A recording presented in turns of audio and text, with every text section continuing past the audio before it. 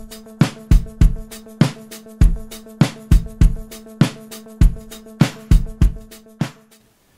everybody, Reid Schlegel here, and today I'm using my favorite toned Strathmore paper. But today, instead of my usual tan, we're using the Strathmore Tone Blue Mixed Media paper. It's a heavier weight, so we're not going to need a burner sheet today. We can just draw right on it and don't have to worry about ruining the surface beneath it. So for this sketch, we're actually going to change it up a little bit and try some ideation sketching before we get to the final design. So you can see here we're doing some type of stilt structure, which is going to be off the side of a hill and has some type of hexagonal shape. You see the top one is tapering in, as you go down, tapers out, and then you're seeing some type of window structure on the side and some type of ribbing. But this is how we usually like to work, where I'll start with a base idea and then I'll start figuring out ideas as I go and let them evolve and influence each other, so that way we eventually get to a form which is new and unique and not the first thing that we thought of. But now as I'm getting to a form that starts looking pretty nice, this interesting diamond shape that's split with the top with the legs in the bottom, and it starts small in the back as you walk in and gets more grandiose as you go into the structure and out towards this large window which would look out into the wilderness. In my mind, you start figuring out what I'm intending. But once we have this nice underlay sketch of all these ideation ideas, we can start figuring out the actual final design and making it to a nice composition. So this composition right now is going to have the largest piece on the right, which is going to make it easy to see this is my final idea. And like all of my sketches, we're going to start out with a nice underlay sketch with a nice C3 Copic marker. Now this marker sketch is something that we can change as we go. It's something we can be super concerned about, because right now we're going to go back with some thin pen and use our thin, medium, thick line weight to give this sketch some life. So right now I'm using a ruler and my favorite Hybrid Technica 05 pen just to give some of the light base line work. Now you can see I'm doing the line work in front. That is actually the longest lines first, because these are the lines that need to be considered most, because if you get something on top of them, it looks like it's going through it, and we want to make sure that everything in the front is the objects that are going to be in the foreground and are not interrupted. So once the base lines are done, I'm going to go and start putting in all the detail lines. So now we're putting in the struts that are behind these pieces, the base pieces, all of the railings, and all the different parts and components that make this concept interesting and unique. And you can see now we're going to the top and it's using our thin line weight to once again add in the glass top, the little recessed area in the front where you can go out and sit and have a chair and maybe have your morning breakfast, and then starting to put in other things like this nice little ladder that goes down to the lower level, which could have some storage, or it's a nice place to have a dinner party, or something fun that you can do that's not actually enclosed in this upper volume. But once we have this down, we're going to start going through and really thinking through what else has thickness to it. So the glass on top actually is not planar. It actually has a thickness. So we're going to add a secondary line to every single part where you can see through that actual glass plane.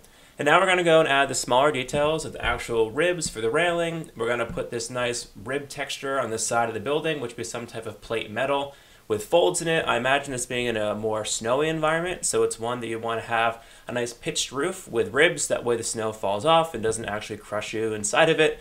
And then we're going to go underneath and have my signature wood. I always have some type of organic materials in all of my drawings and my architectural concepts.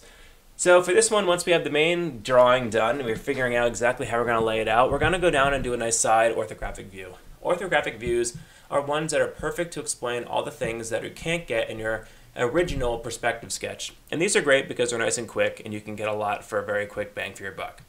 But if you've taken any of my classes online already, you can know that I'm very big about line weight. So once we have our thin lines down, we're going to go and figure out any surface that you cannot see the edge that makes that surface connect to the other one. What that means is if you have two edges together and you can see them, that's a thin line. If you cannot see where that edge actually comes into contact with the next one, that is going to be a thick line. Check my other YouTube videos to find out a more in-depth video on this.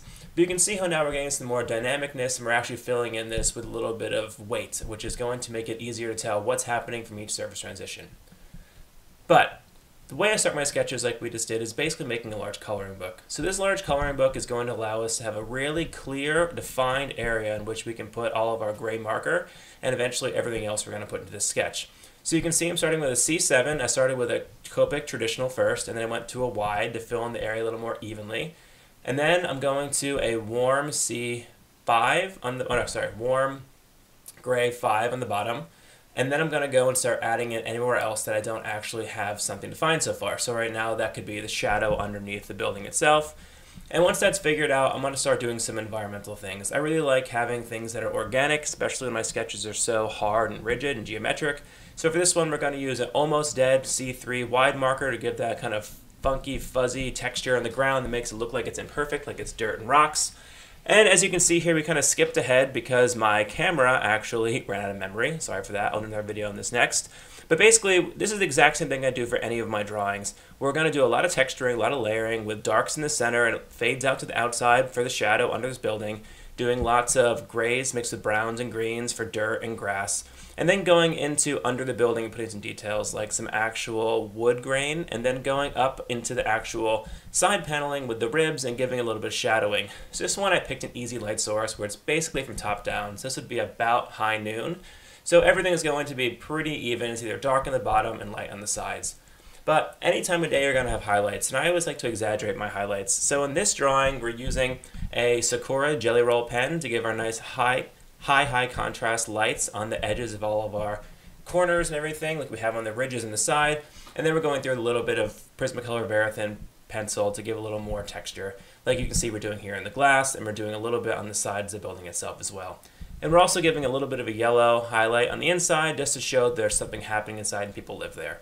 You can see, conversely to the white Verithin pencil, we're using a black Verithin pencil on the bottom, just so that we can give a little more depth and have it feel a little bit more like it's actually sitting in space.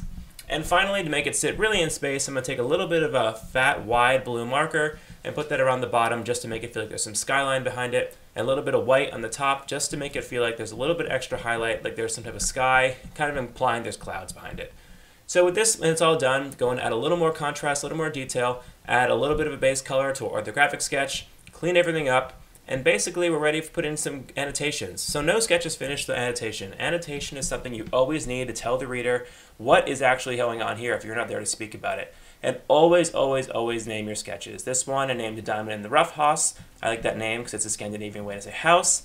And here it is, a nice sketch page where you can see my initial idea all the way down to the final idea, and then a nice, beautiful, rendered out version of my internal intention of what I want this to be. So it's something that you can see, and you can see it all in one nice sketch page. So everyone, thank you for checking this out. Hope this is helpful, and please check back for my grass tutorial next time. Bye.